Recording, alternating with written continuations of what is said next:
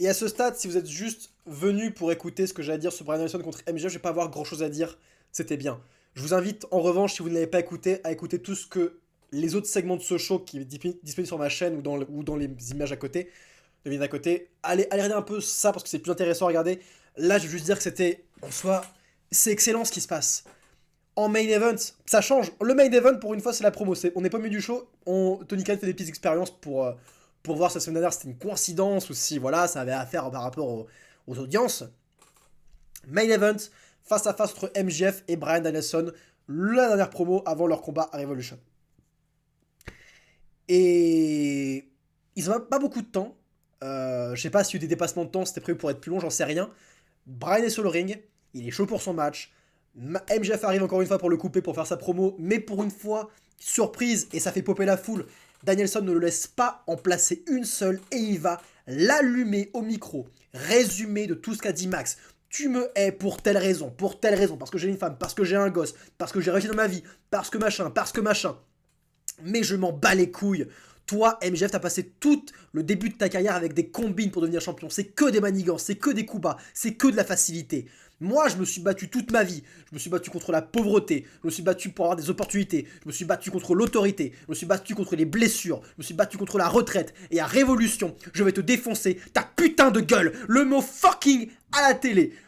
Waouh, grosse pop de la foule, la gueule d'MJF est parfaite, énorme pop, perso j'adore, hein. Évidemment j'adore, tout le monde adore quand t'entends un catcheur dire fucking, ça ajoute énormément de réalisme et d'intensité, et surtout qu'il s'agit de la note finale d'une promo et d'une rivalité qui a souffert un peu du manque de hype, on va pas se mentir, c'était un peu laborieux, mais cette touche finale est bien et j'ai envie de les voir se foutre sur la gueule, j'ai envie de voir Bryan Danielson péter la gueule à MJF. Je ne sais pas comment MJF va s'en sortir, mais j'ai hâte de voir ce match. Ce truc en main event, putain, après toute cette merde, cette petite promo, comme l'a fait Christian, les meilleurs, ce sont les stars, ce sont les vétérans, putain, Christian Cage, c'est Bryan Danielson et MJF à son jeune âge est exceptionnel aussi, on va pas se mentir.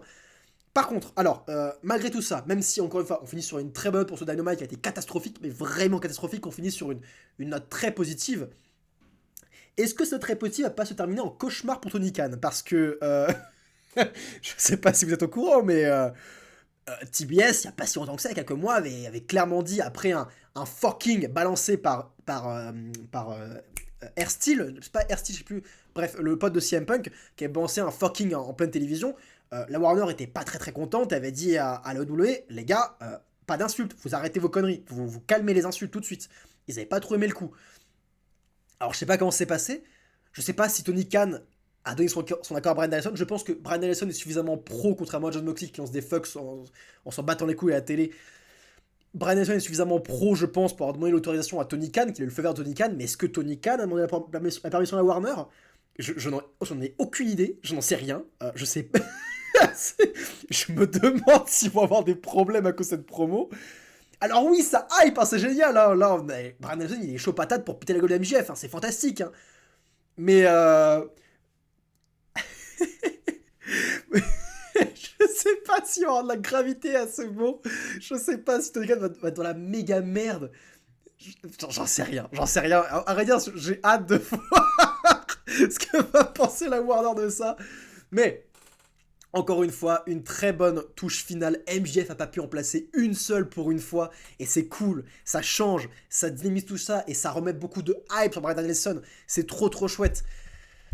C'est le seul match avec Wardlow Samoa Joe que j'ai envie de voir dans ce putain de pay-per-view. Littéralement envie de voir. Je suis intéressé par autre chose grâce à la promo de Christian Cage. Christian Cage face à Jack Perry, ça m'intéresse un peu parce que Christian Cage est fantastique. Il a réussi à hyper ce match à lui tout seul. Bravo à lui.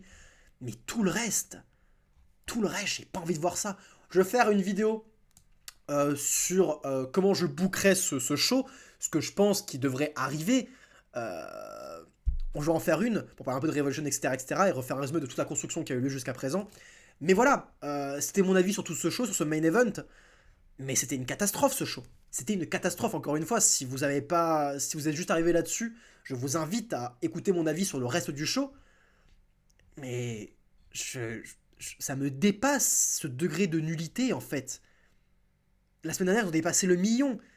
Putain, si encore une fois ils se chopent des millions de gens dans un programme aussi nul à chier, mais ils vont se prendre un retour de karma, mais vraiment, ils vont se prendre un retour de karma. Sincèrement. Les gens veulent pas voir ça. Des spectateurs de niche veulent voir ça. Une niche de fans veulent voir ça. Mais pas des spectateurs en règle générale, pas une nouvelle audience.